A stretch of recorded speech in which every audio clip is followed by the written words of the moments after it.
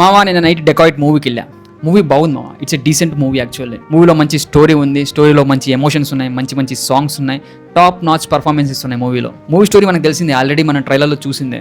Hero heroine love చేసుకుంటారు. తర్వాత heroine ఏమో హీరోయిన్ మోసం చేస్తుంది, జైల్లో పెట్టిస్తుంది. హీరో జైలు నుంచి తప్పించుకొని వచ్చి హీరోయిన్ మీద ఎలా రివెంజ్ తీసుకున్నాడు అన్నది మూవీ స్టోరీ. మూవీ స్టోరీ వినడానికి చాలా సింపుల్ గా అనిపిస్తుంది, but what this movie makes special అనేది ఈ మూవీలో ఉండే ట్విస్ట్లు. మూవీలో మంచి మంచి ట్విస్ట్లు ఉన్నాయి.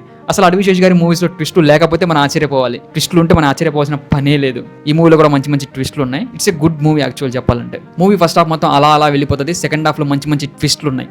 కానీ ఈ ట్విస్ట్లని మనం ప్రిడిక్ట్ చేయగలం, ప్రిడిక్టబుల్ ట్విస్ట్లు ఉంటాయి. స్టోరీ ప్రోగ్రెస్ అయ్యే కొద్దీ స్టోరీ మనం ప్రిడిక్ట్ చేస్తూ ఉంటాం. అందుకే ఈ మూవీకి మిక్స్డ్ రెస్పాన్స్ వస్తుంది. దానికి మెయిన్ రీజన్ అడివిశేష్ గారి మూవీస్లో తను పెట్టుకున్న స్టాండర్డ్స్.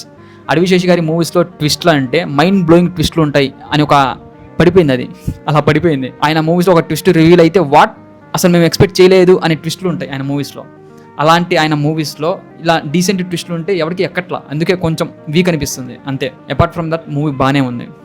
చాలా మంది చెప్తున్నంత వరస్ట్గా అయితే ఖచ్చితంగా లేదు ఈ మూవీ. ఇంకా మూవీలో టెక్నికల్ వాల్యూస్ గురించి మాట్లాడుకుంటే మూవీలో టెక్నికల్ వాల్యూస్ బాగానే ఉన్నాయి, కానీ అక్కడక్కడ విఎఫ్ఎక్స్ కొంచెం బెటర్ ఉంటే బాగుండు అనిపిస్తుంది. They are some blasting scenes ఉంటాయి, అవన్నీ చాలా కార్టూనిష్గా ఉంటాయి, చాలా కార్టూనిష్గా ఉంటాయి ఆ బ్లాస్ట్ సీన్స్. కొన్ని బ్లాస్ట్ సీన్స్ ఉన్నాయి, ఫైనల్లో వచ్చే కొన్ని బ్లాస్ట్ సీన్స్ ఉన్నాయి, అవి కొంచెం బెటర్ ఉంటే బాగుండు అనిపిస్తుంది. మరీ కార్టూనిష్గా ఉన్నాయి ఆ బ్లాస్ట్ సీన్స్. అక్కడక్కడ కొంచెం ప్యాచెస్ కూడా కొంచెం బెటర్గా ఉంటే బాగుండే అనిపించింది.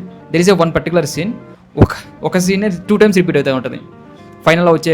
ఫైనల్లో ఒక సీన్ ఉంటుంది, ఒక హాస్పిటల్ ముందు శవాన్ని తీసుకెళ్లే సీన్ ఒకటి ఉంటుంది. ఆ సీన్ 2 times రిపీట్ అవుతుంది. కొంచెం చూసుకొని ఉంటే బాగుండేది అనిపించింది నాకు. ఇవన్నీ చిన్న చిన్న మిస్టేక్స్, ఇవన్నీ పక్కన పెట్టేస్తే మూవీలో హైలైట్ అంటే hero heroine performance. I mean Adivi Sesh గారి అండ్ మృణాల్ ఠాగూర్ గారి పర్ఫార్మెన్సెస్, పీక్ పర్ఫార్మెన్సెస్ మా ఇద్దరి. అడివిశేష్ గారు మూవీకి తన పర్ఫార్మెన్స్ మాత్రం పీక్స్లో పెంచుకుంటూ పోతున్నారు.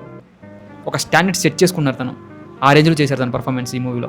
తన స్లాంగ్ వైజ్ కానీ, తన బాడీ లాంగ్వేజ్ వైజ్ కానీ, తన మాస్ అపీరెన్స్ వైజ్ కానీ చాలా చాలా బాగుంది తన యాక్టింగ్ ఈ మూవీలో. ఇంకా మృణాల్ ఠాగూర్ గారి పర్ఫార్మెన్స్ గురించి చెప్పాల్సిన పనే లేదు. మృణాల్ ఠాగూర్ గారు మూవీస్ చేస్తున్నారు, కానీ చాలా మంచి మూవీస్ చేస్తున్నారు తను. హాయ్ నాన్న, ఇప్పుడు ఈ మూవీ, గుర్తుండిపోయే క్యారెక్టర్స్ ఇవన్నీ చాలా మంచి పర్ఫార్మెన్స్. వీళ్ళ తర్వాత అప్రిషియేట్ చేయాల్సిన క్యారెక్టర్ అండ్ పర్ఫార్మెన్స్ అంటే అనురాగ్ కశ్యప్ గారిది. చాలా మంచి క్యారెక్టర్ పడింది తనకు కూడా ఈ మూవీలో, చాలా బాగా చేశారు యాక్టింగ్ తను కూడా. ఇంకా వీళ్ళతో పాటు ప్రకాష్ రాజ్ గారు ఉన్నారు, సునీల్ గారు కూడా ఉన్నారు, బట్ వాళ్ళ క్యారెక్టర్ తగ్గట్టుగా వాళ్ళు యాక్టింగ్ చేశారు. బాగానే ఉంది, వాళ్ళ యాక్టింగ్ కూడా బాగానే ఉంది, బాగానే చేశారు పర్ఫార్మెన్స్ కూడా. ఇంకా ఫైనల్గా చెప్పాలంటే ఇట్స్ ఏ డీసెంట్ మూవీ మా. చాలా మంది చెప్తున్నంత వరస్ట్గా అయితే లేదు, చూడొచ్చు, చాలా బాగుంది సినిమా. నాకైతే బాగా నచ్చింది. మీకు నచ్చుతుందో లేదో మీరే చూసి చెప్పాలి. ఆల్రెడీ చూసింటే ఎలా ఉందో కామెంట్ చేయండి. ఇన్ కేస్ వెళ్ళాలా వద్దా అని క్వశ్చన్ మార్క్ మీకు ఉంటే మాత్రం డబ్బులు ఉంటే ఖచ్చితంగా వెళ్ళండి, డబ్బులు ఉంటే వెళ్ళండి, లేకపోతే లైట్ తీసుకోండి. ఇట్స్ ఎ డీసెంట్ మూవీ, చూస్తే చూడండి, డబ్బులు ఉంటే మాత్రమే చూడండి. సో దట్స్ ద వీడియో మామ. మళ్ళీ నెక్స్ట్ వీడియోలో కలుద్దాం. అంతవరకు టేక్ కేర్, బై బాయ్.